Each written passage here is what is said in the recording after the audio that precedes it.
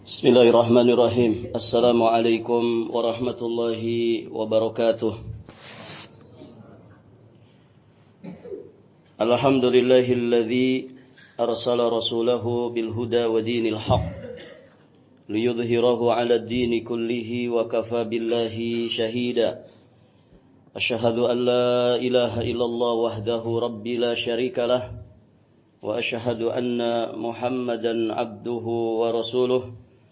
قال الله تعالى في كتابه الكريم يا أيها الذين آمنوا اتقوا الله حق تقاته ولا تموتن إلا وأنتم مسلمون أما بعد اللهم إنا نسألك علما نافعا ورزقا طيبا وعملا متقبلا. Para hadirin ikhwati fiddin wa akhwat fillah rahimani wa rahimakumullah. Alhamdulillah, pada pagi hari ini insyaallah taala kita akan melanjutkan pelajaran kita masih di pembahasan tentang beberapa kiat istiqamah. 2 poin sudah kita bahas. Untuk mendapatkan istiqamah, maka kita harus senantiasa meminta perkara agung ini kepada Allah Azza wa Jalla dengan doa-doa terbaik kita. Kemudian yang kedua yang sudah kita bahas, meningkatkan kualitas keikhlasan kita di dalam beramal saleh. Sebagaimana dikatakan oleh para ulama, kullu ma kana lillahi dama wattasal. Segala sesuatu yang dikerjakan karena Allah Subhanahu wa taala, maka dia akan langgeng dan tidak akan pernah terputus. Maka ajaknya seseorang ya di dalam beramal saleh sejatinya merupakan indikasi keikhlasan yang ada di dalam jiwa dan raganya terhadap amal saleh tersebut. Kemudian para jamaah yang dirahmati Allah, yang berikutnya di antara kiat untuk kita istiqamah di dalam beriman dan juga beramal saleh adalah senantiasa berusaha untuk menuntut ilmu syar'i. Berusaha menuntut ilmu syar'i. Berusaha untuk terus belajar agama. Karena hadirin jamaah yang dirahmati Allah, ilmu syariat ini, ilmu agama ini sejatinya adalah bahan bakar dalam kehidupan kita. Futur, ya ketika seseorang mengalami yang namanya kefuturan, malas di dalam kebaikan, maka seringkali futur ini berawal dari kehabisan bahan bakar ilmu. Maka kalau orang berusaha belajar, menuntut ilmu syar'i, duduk di majelis-majelis ilmu, maka seolah-olah dia sedang isi bahan bakar, dia sedang isi bensin untuk bekal perjalanan panjangnya menuju Allah Subhanahu wa taala. Kebayang para jamaah yang dirahmati Allah, kalau kemudian jiwa raga kita ini yang kemudian kita jadikan kendaraan untuk bisa selamat dan bahagia menuju Allah, kemudian tidak pernah diisi bahan bakarnya, maka bisa mogok di tengah jalan. Pun demikian iman dan juga amal soleh kita, ketika tidak ada bahan bakarnya, maka bisa mogok di tengah jalan. Waliyadzubillah. Maka hadirin jamaah yang dirahmati Allah, semangat seseorang di dalam beramal yang tidak didasari oleh ilmu, yang terus dia perbaharui, biasanya akan mudah padam. Mudah padam. Kenapa? Karena ilmu itu sifatnya cahaya. Cahaya yang akan menerangi lahir batin manusia. Dan orang ketika berjalan di bawah cahaya, maka mudah baginya untuk melihat jalan itu dengan jelas. Melihat segala sesuatu yang menjadi rintangan dan juga hambatannya. Sehingga dia tidak terperosok, dia tidak terjatuh dan tidak celaka. Namun bisa dibayangkan ketika orang itu berjalan di bawah kegelapan, tidak ada lentera, tidak ada cahaya, tidak ada sinar yang menerangi perjalanannya, maka sangat rawan orang yang berjalan di bawah kegelapan seperti itu untuk dia mengalami yang namanya kecelakaan. Untuk selanjutnya dia akan binasa dan tidak akan sampai ke tujuan dengan selamat. Oleh karenanya para jamaah yang dirahmati Allah, ilmu itu cahaya yang kemudian akan terus menunjukkan kepada kita keindahan jalan hijrah kita menuju Allah Subhanahu wa taala. Makanya kita semua diperintahkan untuk belajar agama. Thalabul ilmi fardhatun ala kulli muslim. Menuntut ilmu itu merupakan kewajiban atas setiap muslim. Menuntut ilmu itu kewajiban atas setiap muslim. Masuk di dalamnya adalah muslimah. Dan kewajiban ini, kewajiban yang berlaku bagi kita semua sampai nanti kita mati.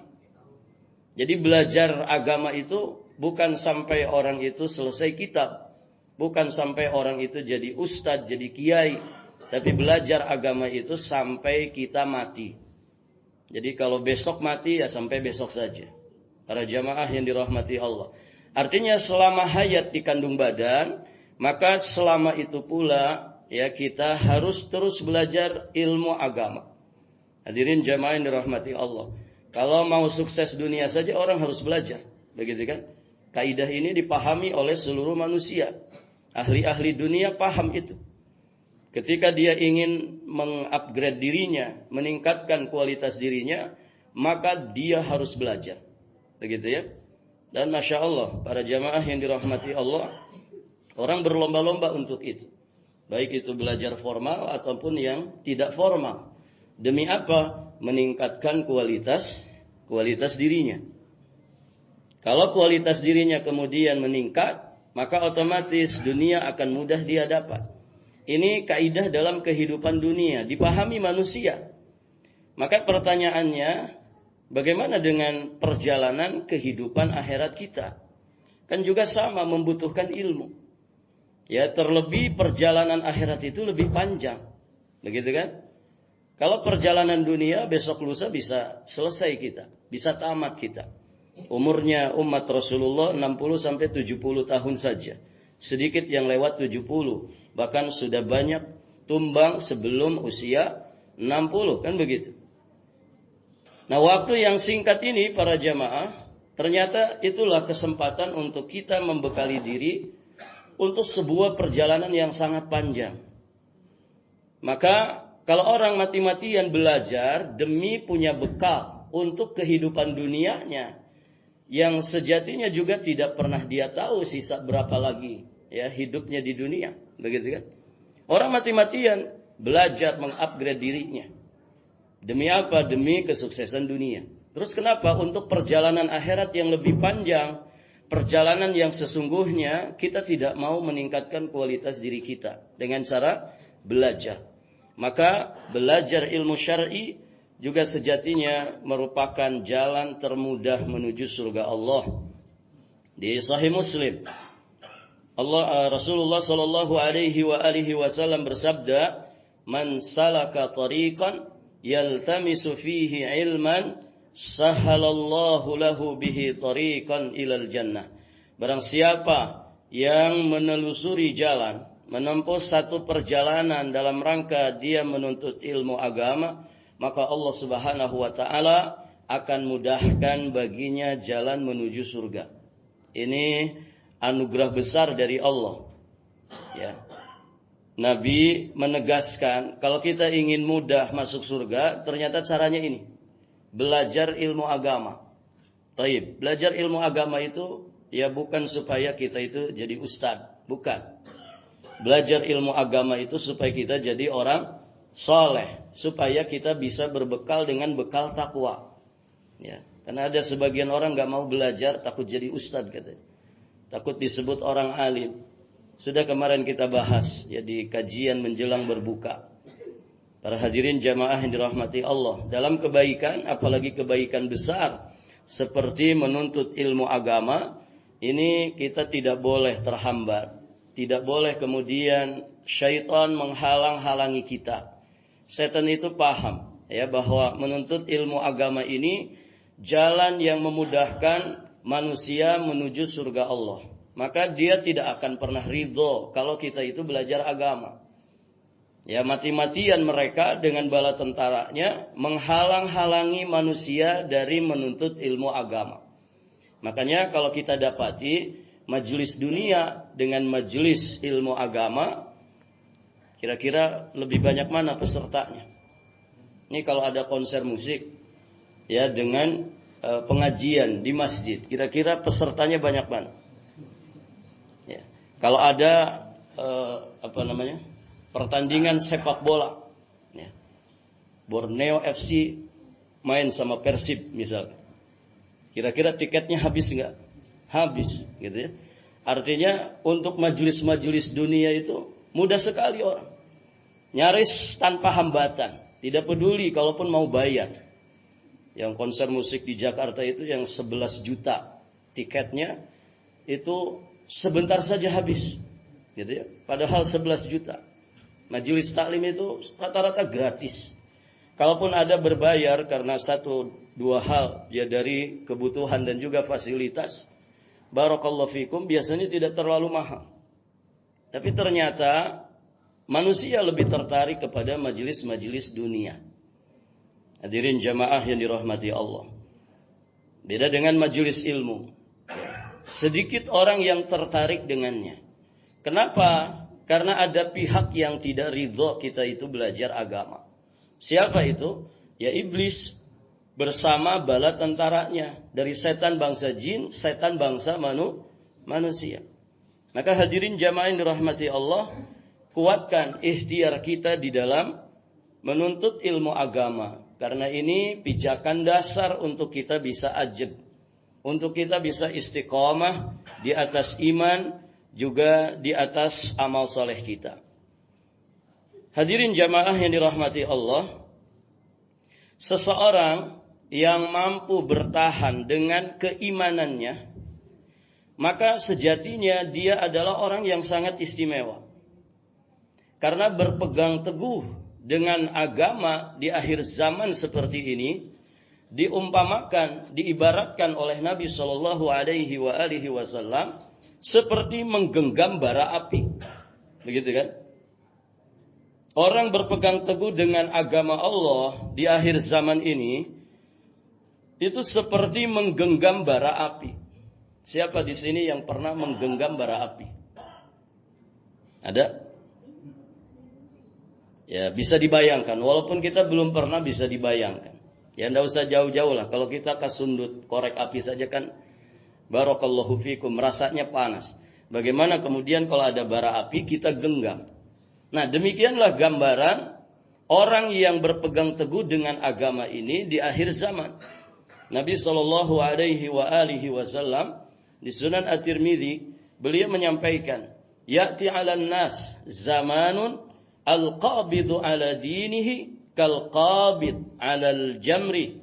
Akan datang kepada manusia suatu zaman di mana orang-orang yang berpegang teguh pada agamanya seperti orang yang menggenggam bara api. Dia seperti orang yang menggenggam bara api. Para ulama menegaskan tentang hadis yang mulia ini bahwa permisalan yang disampaikan oleh Nabi ini permisalan yang sangat luar biasa. Permisalan yang sangat bagus sekali. Mengapa? Karena yang namanya bara api perlu kemampuan dan keyakinan kuat untuk menggenggam bara api itu. Jadi kalau ada orang itu genggam tuh bara api. Taib. Kalau orang penakut, para jamaah, ya, setengah-setengah, ya tentu dia tidak akan bisa menggenggam bara api itu. Taib, para jamaah. Tapi kalau orang kemudian punya kemantapan hati, walaupun panas, dia tahu ada resiko besar ketika dia menggenggam bara api ini, maka dia tidak akan peduli. Ada kemantapan hati, ada kemampuan yang kuat, tekad yang kuat. Hadirin jamaah yang dirahmati Allah, ada mungkin teknik ya untuk menggenggam bara api, ya supaya kita bisa menggenggam bara api itu. Di antaranya para jamaah yang dirahmati Allah, digenggam dengan sangat erat. Kemudian digenggam secara langsung. Jadi kalau ini bara api, gimana nih biar kita bisa memegang bara api ini? Kalau antum cuman ditoel-toel begini, apa ditoel tuh? Apa nih? Cuman coba-coba setengah hati begitu ya. Cuman nempelin tangan, panas enggak ya? Panas enggak ya? Kira-kira panas enggak? Panas dan selama-lamanya tidak akan pernah tergenggam. Jadi kalau antum punya kemantapan hati, para jamaah yang dirahmati Allah, maka antum tangkap langsung itu bara api dan antum langsung mengeluarkan semua tenaga antum untuk menggenggamnya. Sehingga rasa panas itu mungkin bisa terkurangi. Atau bahkan ketika genggaman kita sangat kuat, bara api itu bisa langsung remuk dan padam. Begitu, para jamaah yang dirahmati Allah. Ya. Kalau disentuhnya pelan-pelan, para jamaah, maka bara api itu tidak akan padam. Tidak akan mungkin bisa digenggam. Begitu ya. Itu yang kita pahami menggenggam bara api. Nah, dari sini kita memahami apa yang diibaratkan, diumpamakan, ditamsilkan oleh Rasulullah Sallallahu Alaihi Wasallam. Kalau kita setengah-setengah di dalam menggenggam, berpegang teguh di dalam beragama, maka agama ini tidak akan pernah bisa tergenggam dengan sangat erat. Tidak akan mungkin. Kalau setengah-setengah, hanya sekedar nyicipin, begitu ya. Jadi kalau bara api itu cuman, panas nggak ya? Panas nggak ya? Tidak dengan kemantapan hati. Nah demikian orang yang beragama. Setengah-setengah dia dalam beragama, maka agama itu tidak akan bisa digenggam dengan erat. Dan jika kita mendekat, menyentuhnya, maka tentu agama itu akan terasa sangat panas. Dan kita pun akhirnya tidak mau dekat-dekat dengan itu. Makanya beragama itu jangan setengah-setengah. Begitu ya. Karena memang itulah ya pedoman hidup kita, hakikat daripada kehidupan kita. Kalau bukan dengan agama, terus dengan apa kita ini mau hidup? Hadirin jamaah yang dirahmati Allah, dengan akal kita yang sangat terbatas, semakin tua semakin banyak kelemahan di dalam akal. Apakah mengandalkan hawa nafsu kita yang kata Allah selalu menyeret kepada keburukan? Ataukah dengan pedoman siapa? Kalau bukan dengan pedoman agama Allah Subhanahu wa taala. Nah, disinilah hikmahnya kenapa Allah Subhanahu wa taala itu memerintahkan kita semua masuk ke dalam Islam itu secara kafah, bukan setengah-setengah. Ya, di surat Al-Baqarah ayat 208 Allah Subhanahu wa taala berfirman, "Ya ayyuhalladzina amanu dukhulu fis-silmi kafah." Wahai sekalian orang-orang yang beriman, masuklah kalian ke dalam Islam itu secara kafah. Kafah itu menyeluruh, secara paripurna. Jangan setengah-setengah. Masuk di satu bidang, di satu bagian, tapi tidak mau masuk di bagian yang lain. Nah, nanti kita kayak munafik gitu. Munafik itu kan masuk ke dalam Islam melalui satu pintu, dan dia sejatinya keluar dari pintu yang lain. Dia tampilkan casing keislaman, tapi sejatinya bersamaan dengan itu, dia keluar dari Islam itu melalui batinnya. Nah, itu orang munafik. Kalau muslim ka'afah, masuk ke dalam Islam itu dengan zahiran wa batinan. Ya, dengan segenap lahir dan juga batinnya, tidak setengah-setengah. Baik, hadirin jamaah yang dirahmati Allah. Jadi terus isi bensin kita, isi nutrisi jiwa kita dengan kita belajar ilmu agama. Makanya majelis taklim itu nama lainnya apa? Majelis apa para jamaah? Taman surga. Terus apa lagi? Orang kita nyebut majelis taklim itu apa? Siraman rohani, kan begitu? Siraman rohani. Ya, kalau jasmani kita harus disiram, kan begitu? Masya Allah. Ya, kita walaupun puasa kan siraman jasmani itu luar biasa gitu. Terus disirami. Untuk apa? Keberlangsungan. Keberlangsungan hidup. Ya, maka lebih-lebih lagi nutrisi jiwa, nutrisi hati, siraman rohani itu harus ada. Ya. Bahkan itulah sejatinya kebutuhan hidup manusia yang paling mendasar. Orang itu makan minum ya seharinya paling banter 3 kali kan begitu ya. Itu sama antara orang kaya dengan orang miskin. Kebutuhan makan minum itu ya 3 kali saja. Walaupun 3 kali ini nggak wajib. Tidak wajib. Makan 3 kali itu wajib nggak? Tidak. Makan itu ya sebatas menegakkan tulang punggung kita. Ya, cuman kadang kita berlebih-lebihan gitu ya. Jadi kalau ada masa-masa krisis gitu yang kelebihan berat badan itu stop, cadangannya masih banyak gitu. Tapi para jamaah, itu makan paling banter 3 kali. Tapi kebutuhan kita terhadap ilmu syar'i ka'adadil anfas. Ya kata Imam Ahmad, sebanyak hitungan nafas kita. Begitu. Artinya bukan 1, bukan 2 kali, tapi setiap saat kita selalu membutuhkan ilmu agama ini. Nah ini para jamaah, ini yang ketiga. Jadi kalau mau meraih istiqomah, teruslah kita isi bensin, isi bahan bakar dengan cara kita berusaha terus menuntut ilmu agama. Ya, kita ini kan bukan presiden ya, kita ini bukan pejabat tinggi negara. Sesibuk apa kita kalau kita tidak bisa menyempatkan belajar ilmu agama? Yang saya maksud di sini adalah duduk di majelis ilmu. Ya bukan scroll, ya ceramah-ceramah yang cuman setengah menit, begitu ya. Bukan scroll HP, gitu ya. Tapi bagaimana kita duduk di majelis ilmu. Duduk di majelis ilmu yang keberkahannya luar biasa. Ya. Tidak bisa dibandingkan dengan mereka yang belajarnya online. Ya. Walaupun itu wasilah yang memudahkan. Tapi duduk di majelis ilmu itulah hakikat belajar agama. Taib, hadirin jamaah yang dirahmati Allah.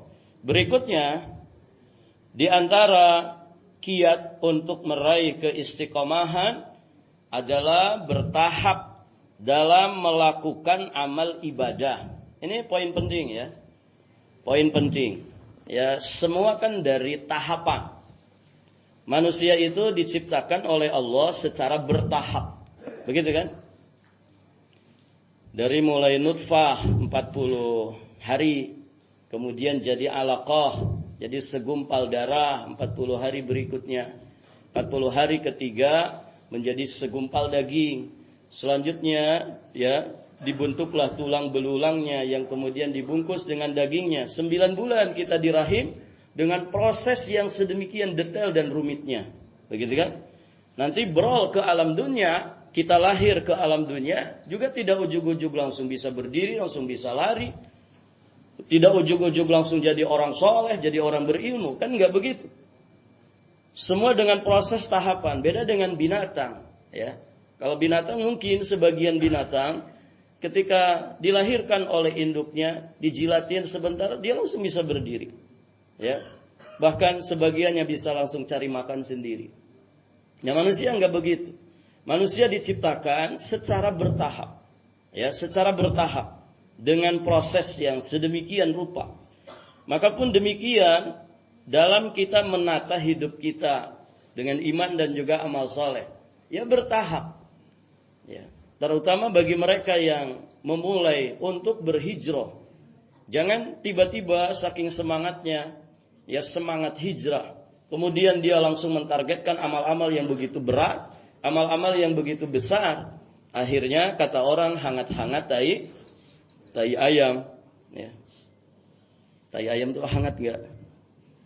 Coba pegang tai ayam. Ya. Hangat-hangat tai ayam itu maksudnya ya sebentar saja hangatnya, gitu kan? Kalau nggak percaya coba aja, gitu.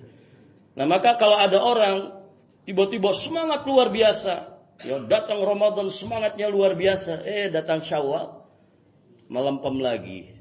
Hangatnya enggak ada, bahkan dingin, bahkan beku sudah. Ya. Sudah tidak kelihatan lagi batang hidungnya di masjid, begitu ya. Barakallahu fikum. Nah itu namanya hangat-hangat tai ayam. Maka hadirin jamaah yang dirahmati Allah, bertahaplah di dalam beramal. Mulai dari yang kecil tapi rutin. Tapi rutin. Tentu yang kita maksud di luar dari apa yang wajib. Yang wajib, barakallahu fikum, maksimalkan dengan sebaik-baiknya. Selebihnya dari yang wajib, coba mulai tahapan-tahapan amalan dari yang terkecil terlebih dahulu. Dari amalan-amalan kecil namun berusaha dirutinkan.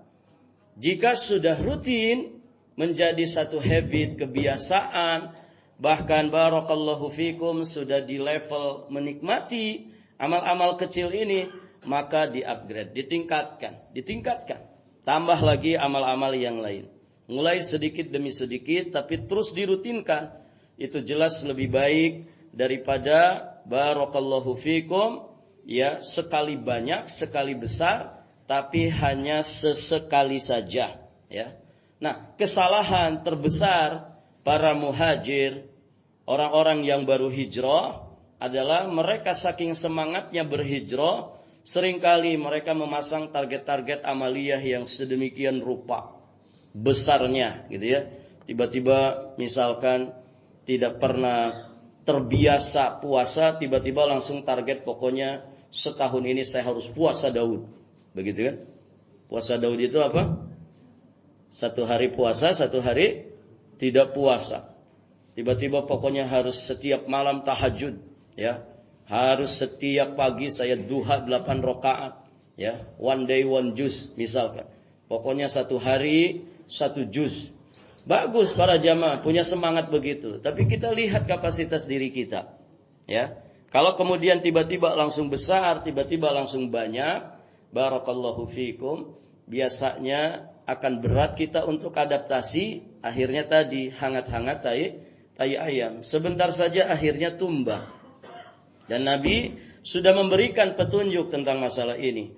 Kata Nabi SAW di dalam hadis riwayat Imam Al-Bukhari dan juga Imam Muslim, ahabbul a'mali ilallahi ta'ala adwamuha wa in qalla. Sebaik-baik amalan di sisi Allah Subhanahu wa taala, ya, amalan yang paling dicintai oleh Allah Subhanahu wa taala adalah amalan yang paling konsisten, amalan yang paling rutin meskipun amalan itu sedikit.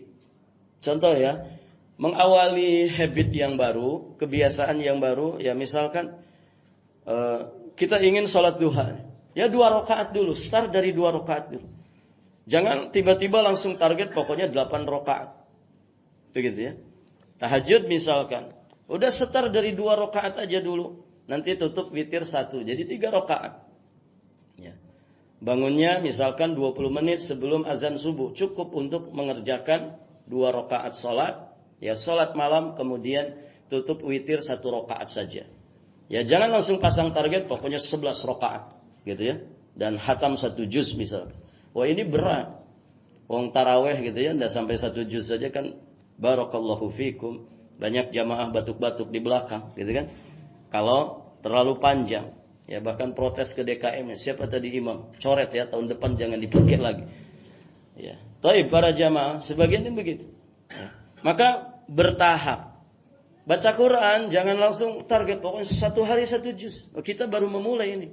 Kalau baru memulai, barakallahu fikum, baca 1 halaman saja 1 hari itu sudah luar biasa. Yang penting ajab, dapat setahun misalnya. Ya, 1 halaman rutin, 1 hari 1 halaman. Itu lebih baik, gitu ya, daripada sekali banyak tapi hanya sesekali saja, apalagi Ramadan saja.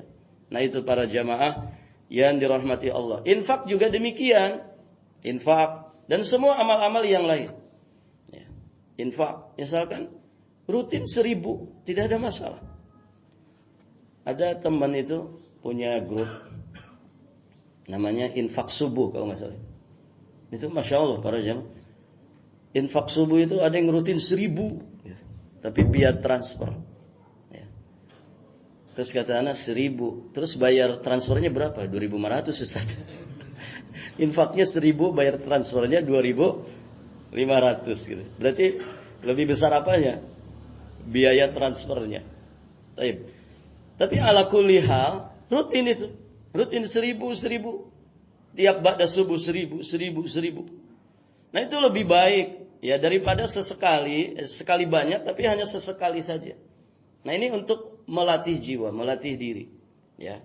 Menjaga keistiqomahan. Para hadirin jamaah yang dirahmati Allah Subhanahu wa taala. Maka amal-amal kecil yang rutin ini, insya Allah dia akan menjadi seperti jangkar yang menjaga kapal iman kita, ya, sehingga kapal iman ini selalu tetap stabil, ya, tidak mudah goyah, tidak mudah terombang-ambing.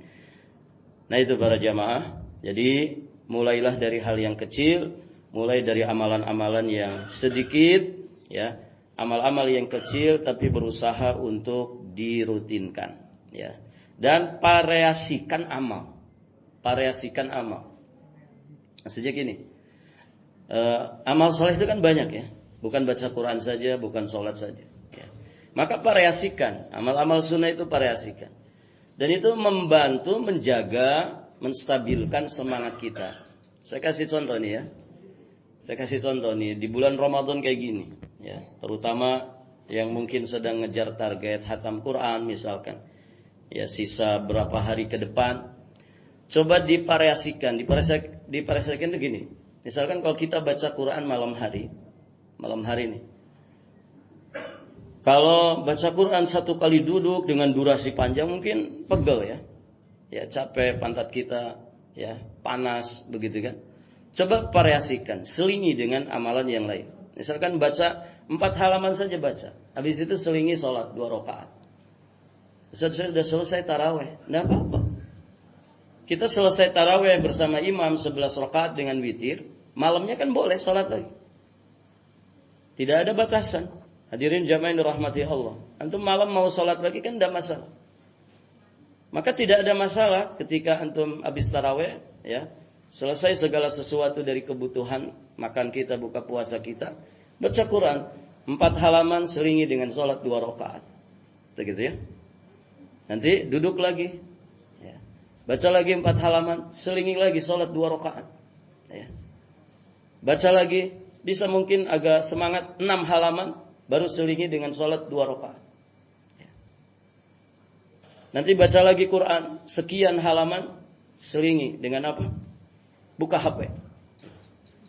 Senang kan bukan HP kan?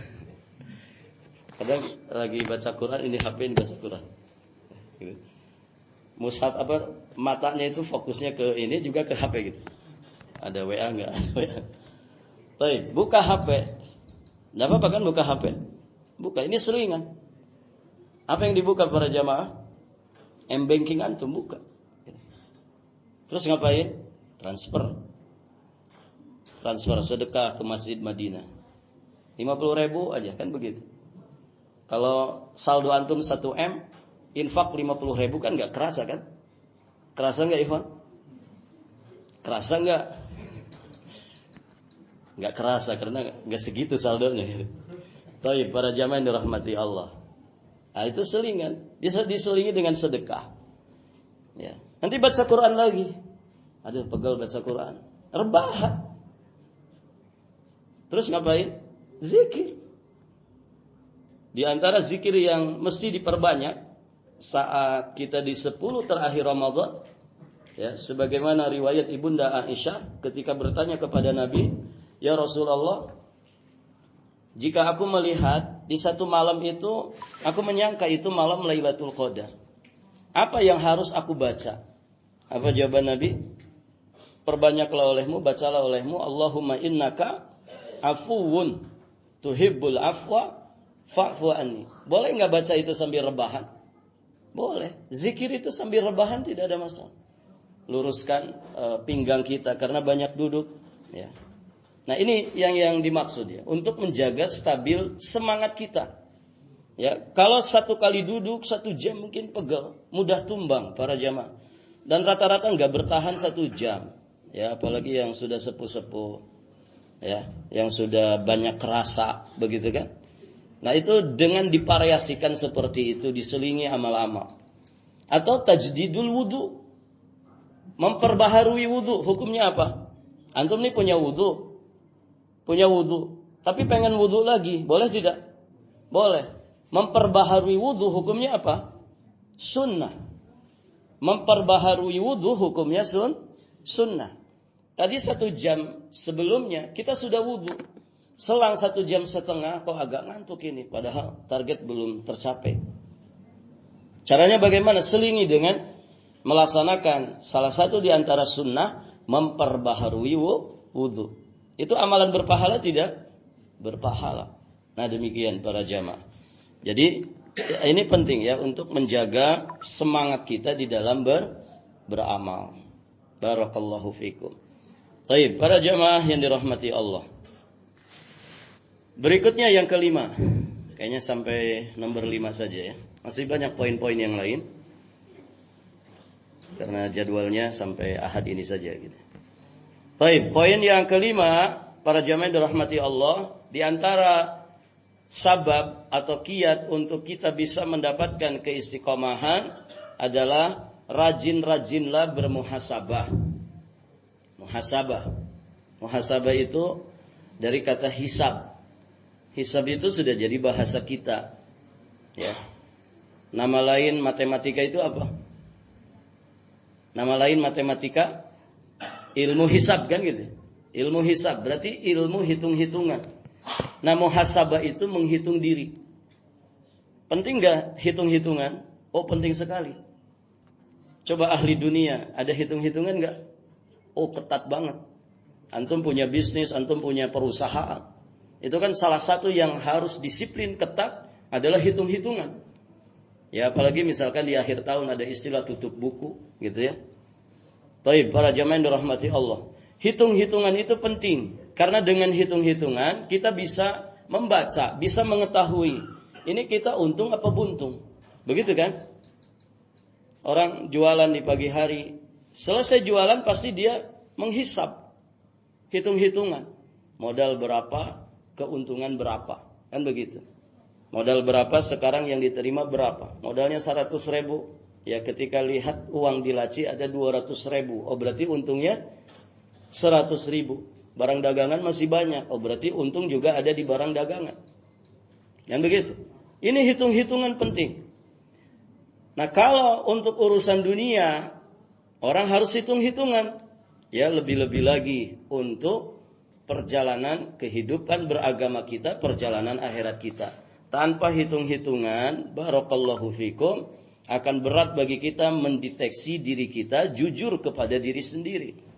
Makanya Umar ibn al-Khattab radhiyallahu taala anhu beliau berpesan, hasibu anfusakum qabla an tuhasabu. Hisablah diri-diri kalian sebelum kalian itu dihisab. Hisab diri-diri kalian di dunia ini maksudnya. Sebelum kalian dihisab di kehidupan akhirat. Karena hisab-hisaban, hitung-hitungan di dunia itu hitung-hitungan yang kalau kita punya kekurangan masih bisa disempurnakan, bisa ditambal ya kekurangan itu. Tapi kalau kita hitung-hitungan di akhirat nggak bisa lagi. Ya, hisab di akhirat itu hisab untuk kemudian langsung diberikan balasan, bukan hisab untuk memperbaiki keadaan. Nah, kalau hisab di dunia ini hisab untuk kita memperbaiki keadaan kita. Kalau ada yang kurang ditambah, kalau ada yang tidak baik, diperbaiki supaya jadi baik. Kalau ada yang baik, ditambah supaya lebih baik lagi. Nah, itu fungsi daripada muhasabah. Maka harus ada waktu muhasabah. Ya. Harus ada waktu muhasabah bagi kita. Kenapa? Karena dengan muhasabah, dengan hitung-hitungan, kita berarti akan jujur kepada diri sendiri. Kalau saya besok mati, ini kira-kira bisa nggak ya menjawab pertanyaan malaikat mungkar nakir? Nah begitu, itu muhasabah para jamaah. Kalau saya besok mati, ya, terus gimana istri anak-anak saya? Apakah saya tinggalkan mereka dengan kesolehan, ya, dengan kebaikan, ataukah masih banyak kekurangan kita atas tanggung jawab kita terhadap mereka? Nah itu kan tanggung jawab itu harus dihitungkan, harus diperhitungkan. Hadirin jamaah yang dirahmati Allah. Maka ya kita mesti punya waktu untuk muhasabah. Ya. Nah, muhasabah itu, waktu yang paling tepat untuk muhasabah itu adalah waktu-waktu saat kita sunyi. Kapan waktu sunyi, ikhwan? Antum punya waktu sunyi enggak? Hah? Atau rame terus? Lagi sendirian saja kan rame di kepala ini gitu. Rame ya. Ramai tentang segala macam lah ya. Rudalnya Iran gitu ya, rudalnya Amerika. Ya, ramai tentang MBG, macam-macam gitu. Ya. Kadang kepala kita ini diramaikan dengan sesuatu yang kita nggak punya kebutuhan tentang itu. Hadirin jamaah rahmati Allah. Makanya banyak para peneliti, orang di masa ini sejatinya orang-orang yang banyak kelelahan. Kelelahan mental, kelelahan jiwa. Kenapa? Karena segala sumber informasi begitu mudah didapatkan. Lihat anak-anak kita ya. Tiap hari scroll. Serba tahu dia.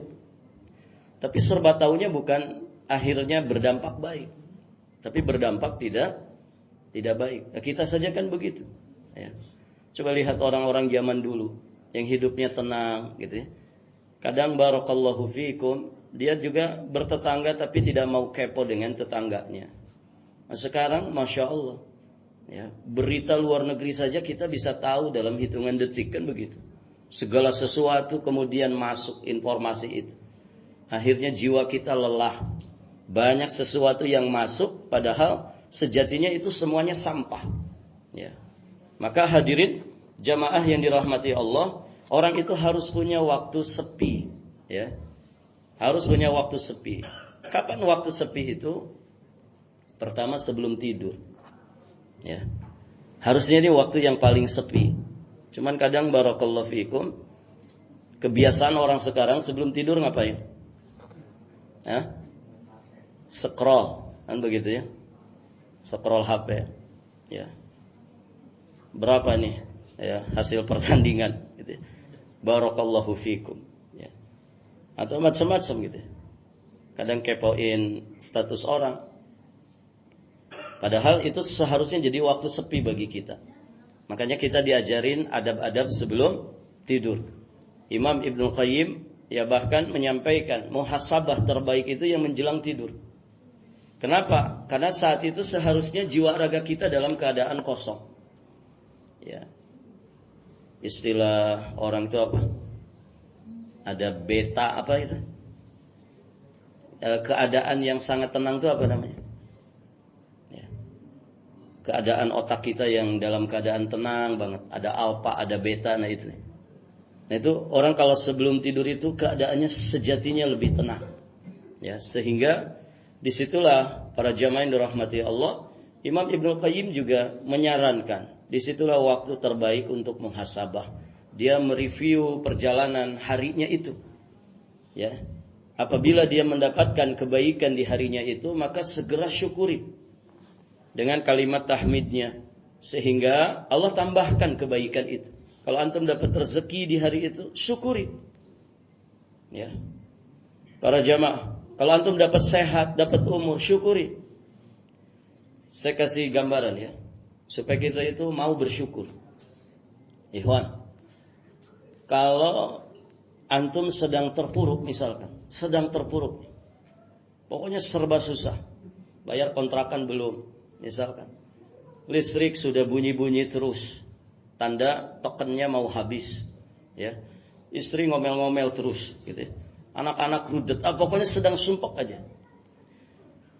Tiba-tiba ada teman telepon, sedang apa? Ini sedang susah saya, gini-gini. Saya sudah transfer ya 100 juta, ada hadiah buat antum. Kira-kira gimana ya? Kira-kira antum kalau ditelepon sedang susah, sedang sumpah. Tiba-tiba ditelepon teman, ya, bestie zaman dulu, begitu kan? Yang ternyata dia ingat kita. Kita pernah membantu dia, mungkin dia akhirnya ingat ketika sukses ngasih hadiah ke kita. Saya sudah transfer 100 juta. Tiba-tiba kira-kira antum ngapain? Nggak tahu mau ngapain gitu ya? Belum pernah soalnya. Ini dibayangkan saja, ngelamun saja. Ngelamun kan boleh kan? Gratis aja. Antum sedang sumpek, tiba-tiba ditelepon orang, ya teman, saya sudah transfer 100 juta. Kira-kira ngapain? Jingkrak antum. Alhamdulillah. Antum mungkin lupa sama HP, langsung tersungkur sujud syukur. Alhamdulillah ya Allah. Satu pertolongan itu akan sangat kerasa banget kalau apa? Kalau pas kita sedang susah, sedang terpuruk, sedang ada di titik nadir, sedang rendah banget, tiba-tiba ada bantuan. Oh itu kerasa banget, nyes banget. Mungkin antum akan jingkrak-jingkrak, antum akan spontan. Alhamdulillah ya Allah, ternyata saya ditolong. Kan begitu ya? Taib para jamaah. Ada enggak yang kemudian mensyukuri nikmat Allah modelnya begitu? Kalau kita bicara mata ikhwan. Kalau ada orang mau beli mata kita 100 juta. Antum kasih enggak? Hah? Antum kasih enggak? Ya. Mikir dulu ya. Taib. Ya enggak akan dikasih. Kalau kita masih normal, ngapain? Mau 1 miliar cash kah? Enggak akan aku kasih ini mata. Artinya apa? Mata kita lebih mahal dari duit miliar. Ya.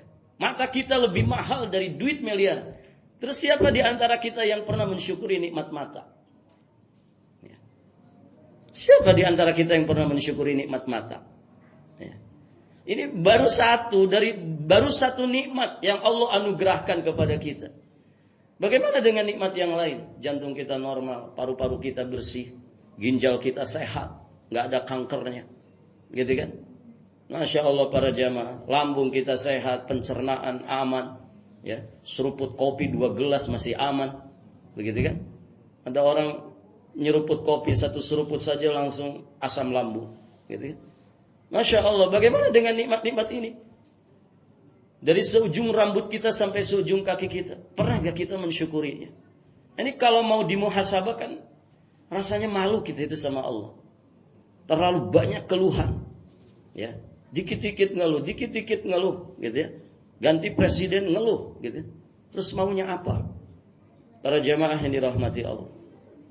Jadi kasih sayang Allah itu kalau kita resapi para jamaah, rasa-rasanya nggak ada celah untuk kita itu ngeluh. Nggak ada celah untuk kita itu uring-uringan, ngomel-ngomel dalam hidup ini. Yang ada syukur. Dan begitulah sejatinya hakikat orang yang berkelimpahan. Ya. Dengan qanaahnya, dengan rasa syukurnya. Baik, para jamaah yang dirahmati Allah. Nah itu ya gambaran muhasabah. Sebelum tidur itu bagus sekali. Kalau ada kebaikan kata Imam Ibnu Qayyim segera syukuri. Ya apalagi kebaikan-kebaikan terkait dengan kebaikan agama kita. Kita dimudahkan di bulan Ramadan seperti ini. Masih bisa bersimpuh duduk di rumah Allah. Ya masih bisa beramal saleh. Ya. Sebagian orang barakallahu fikum Ramadan kayak gini sedang sibuk perang. Sebagian orang Ramadan seperti ini ya berhadapan dengan kasus gitu ya. Keluar masuk persidangan sampai pakai baju oranye, begitu kan? Sebagian orang sibuk dengan demo, sebagian orang bahkan naudzubillah sibuk dengan maksiatnya. Jadi kalau kita mau merenung ke arah situ, Masya Allah kita masih bisa duduk baca Quran, masih sholat berjamaah terjaga, masih bisa sholat sunnah, masih bisa melakukan banyak sekali kebaikan. Rasa-rasanya kalau kita tidak bersyukur malu kepada Allah. Nah itu para jamaah, muhasabah sebelum tidur. Itu waktu yang sangat tenang, waktu yang sangat suci. Waktu yang sangat sunyi. Demikian pula ba'dan naum. Ya, saat kita bangun tidur. Makanya kita diajarkan oleh Nabi bangun tidur itu ngapain? Bangun tidur ngapain? Berdoa. Doa kita itu menggambarkan rasa syukur kita yang begitu besar. Ya. Coba bangun tidur itu jangan langsung kemana-mana. Duduk dulu. Begitu kan adab. Baca doanya. Siapa tadi yang tidak baca doa bangun tidur? Nah sekarang baca. Ya. Alhamdulillah alladzi ahyana ba'da ma amatana wa ilaihin nusyur. Ini kan sering kelewat ya. Sering kelewat. Alhamdulillah segala puji hanya milik Allah yang telah menghidupkan kami setelah sebelumnya mematikan kami. Karena tidur itu ya, itu saudara kematian. Taib para jamaah. Wa ilaihin nusyur dan hanya kepadanya lah kami itu akan dikumpulkan. Taib para jamaah. Nah ini Masya Allah bangun tidur ya. Bangun tidur itu juga waktu yang begitu sunyi, waktu yang begitu tepat ya untuk kita ya bermuhasabah. Makanya bersyukur di situ. Kita diajarkan bersyukur, mensyukuri segala sesuatu. Alhamdulillah ya Allah atas nikmat sehat, begitu kan? Atas nikmat keamanan. Ada orang sehat tapi keadaannya tidak aman, gitu ya. Musibah misalkan di daerahnya. Dia bangun tidur sehat tapi lingkungannya tidak aman. Nah, kita dapat sehatnya, dapat umurnya, dapat rasa amannya. Bahkan kata Nabi, kalau dia punya bekal untuk hari itu saja, maka seolah-olah dunia itu dikumpulkan untuk dirinya. Bagaimana kalau bekal antum masih bisa setahun ke depan? Ya, antum punya bekal untuk hari itu saja, itu sudah kecukupan yang luar biasa, yang patut untuk disyukuri. Bisa makan, sehat, kemudian aman. Itu kan hidup ini itu saja. Ya tidak ikhwan? Antum sehat, ya. Kemudian aman, tapi nggak bisa makan. Enak nggak? Nggak enak. Ya. Nggak bisa makan ini macam-macam. Bisa karena nggak ada sesuatu untuk beli makanan, atau dia berkelimpahan, tapi terhalang untuk makan. Mungkin lambungnya bermasalah, mungkin dia tidak sehat, gitu ya. Nggak bisa makan sembarangan. Ada orang, masya Allah, ya, hartawan para jamaah, tapi diuji dengan sakit. Kemudian ditanya, Pak, kalau harta Bapak dihabiskan untuk kesembuhan, diganti dengan kesembuhan, mau nggak? Jawabannya apa? Mau. Saya tidak peduli dengan harta saya. Yang penting saya sembuh. Ternyata orang sakit itu satu saja keinginannya. Apa itu? Kesembuhan. Nah, kita dapat sembuhnya ini. Sehatnya dapat. Ya. Maka luar biasa. Kalau orang sehat, orang masih punya bekal untuk hari itu, kemudian lingkungannya aman. Ini sejatinya, ya, dia mendapatkan kehidupan dunia seluruhnya. Ya. Makanya hadirin jamaah yang dirahmati Allah, kadang kalau kita merenung ya, orang-orang dulu itu lebih cerdas dari orang-orang sekarang. Ya, lihat orang-orang dulu, ya. Mereka tidak punya duit saja bahagia hidupnya, kan begitu. Coba antum nggak punya duit, ya, stres nggak ikut? Mau lebaran tidak punya duit misalkan, ya, nggak dapat THR lagi. Banyak orang yang stres, murung aja, kan begitu. Zaman dulu, masya Allah, ya, orang udah punya duit, nggak tergantung kepada duit. Kenapa? Mau makan, tinggal nyabut singkong, ya, tinggal nyabut ubi. Mau sayur, tinggal metik, begitu kan? Mau ikan, tinggal ngambil di kolam depan rumahnya. Nggak punya duit, tapi hidupnya bahagia, terpenuhi, tercukupi. Ya, barakallahu fikum. Zaman sekarang kan berubah, ya. Segala sesuatu dengan duit, ya. Tidak punya duit stres, ada duit tidak stres, kan begitu. Tapi ada orang ada duit saja stres, itu keterlaluan, gitu ya. Duitnya banyak tapi stres, dan kebanyakan memang orang banyak duit itu malah semakin stres, kan begitu. Tapi para jamaah, ada yang pernah cerita ke kita itu, ya. Ada orang ngopi itu satu seloki 400.000. Ya. Kira-kira siapa mereka ini para jamaah? Antum pernah ngopi satu gelas 400.000 ada? Hah? Kelihatan kok. Wajah-wajah nggak ada duit gitu. Mikir-mikir kan, beli kopi 400.000. Oh, mending buat beli beras bisa berapa puluh kilo, kan begitu. Ada orang, masya Allah, saking banyaknya duit, satu gelas 400.000. Ya. Dan itu ada, itu kafe kopinya di Balikpapan. Gitu. Barangkali ada yang mau, nanti saya tunjukin. 400.000 ya, gitu ya. Tapi kalau ngobrol itu, yang diobrolin stres saya. Waduh, stres saya. Kenapa? Tendernya nggak diterima, nggak masuk. Proyek saya gagal. Luar biasa ini. Padahal duitnya miliaran di rekeningnya. Kok bisa gitu ya? Bisa gitu. Orang duitnya banyak, tapi yang diobrolkan stres semua. Ini orang-orang stres, ternyata orang-orang ngumpulin. Gitu. Padahal duitnya banyak, istrinya cantik, rumahnya gedong. Ya. Tapi kok bisa stres? Aneh nggak ikhwan? Aneh tidak? Aneh. Harusnya kan dia nggak stres, banyak duitnya. Dia kalau nggak kerja saja, ya, dia nggak ngapa-ngapain saja, 7 tahun masih tahan dengan sisa hartanya. Tapi kok bisa stres? Ya. Ya, kalau orang miskin stres, nggak usah ditanya itu. Ini kok orang kaya kok bisa stres gitu. Nas'alullah al-afwa wal afiyah wassalam. Berarti kan ada yang hilang pada diri mereka. Apa yang hilang? Rasa syukur. Ya. Hilang rasa syukurnya. Sehingga hari demi hari itu dengan keluhan dan keluhan. Lihat wajahnya saja rumak begitu ya. Lihat wajahnya saja kelihatan wajah-wajah bermasalah semua, gitu ya. Ya kalau orang miskin begitu ya wajar lah ya.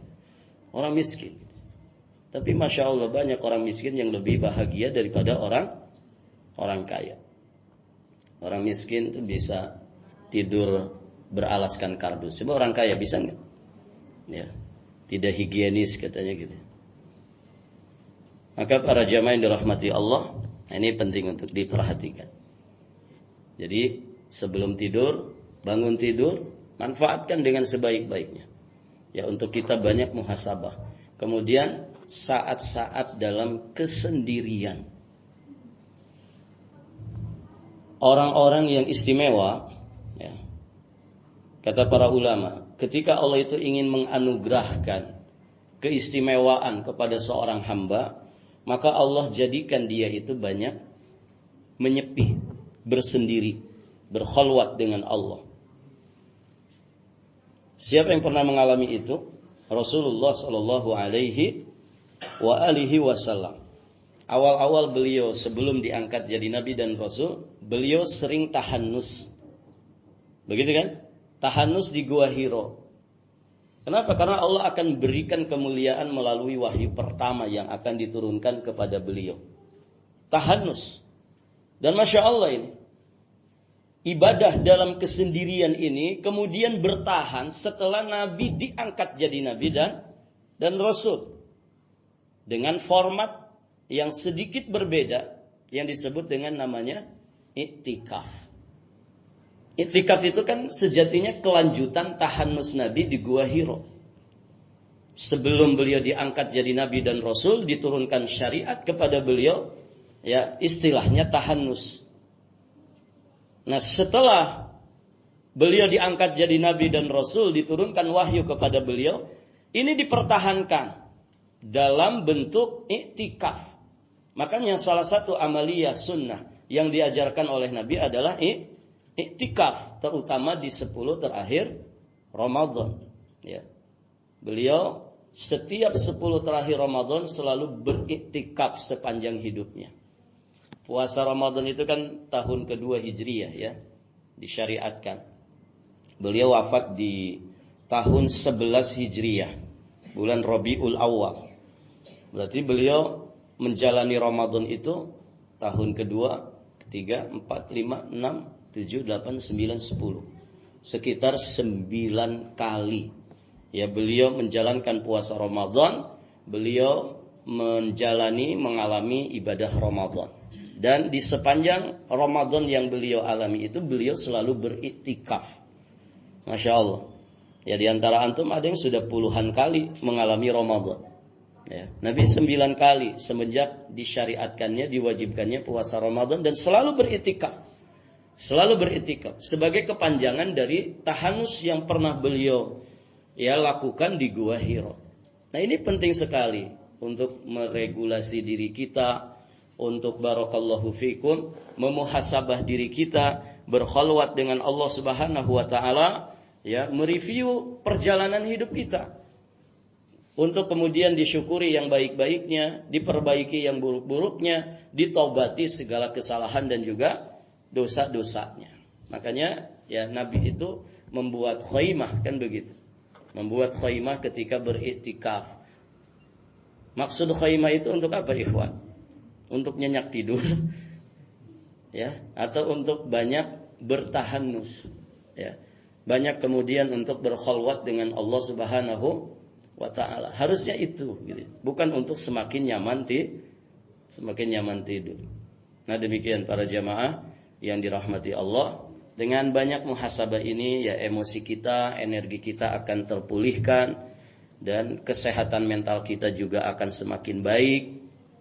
Kita butuh memang waktu-waktu sunyi untuk kita berkhalwat dengan Allah Subhanahu wa taala, jujur kepada Allah, kemudian jujur kepada diri sendiri.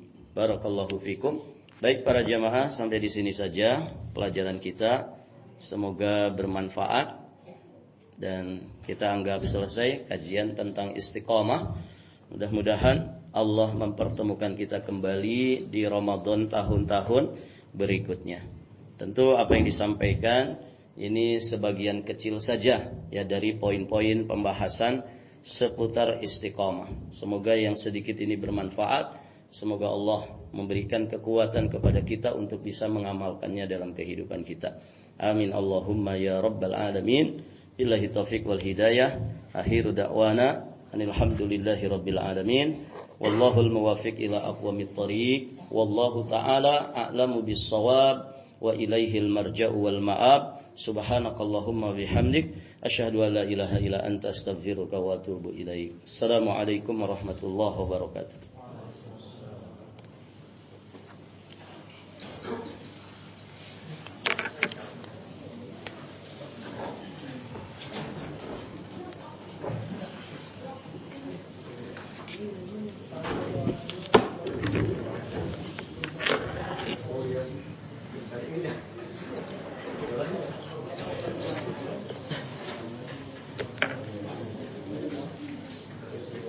Tidak.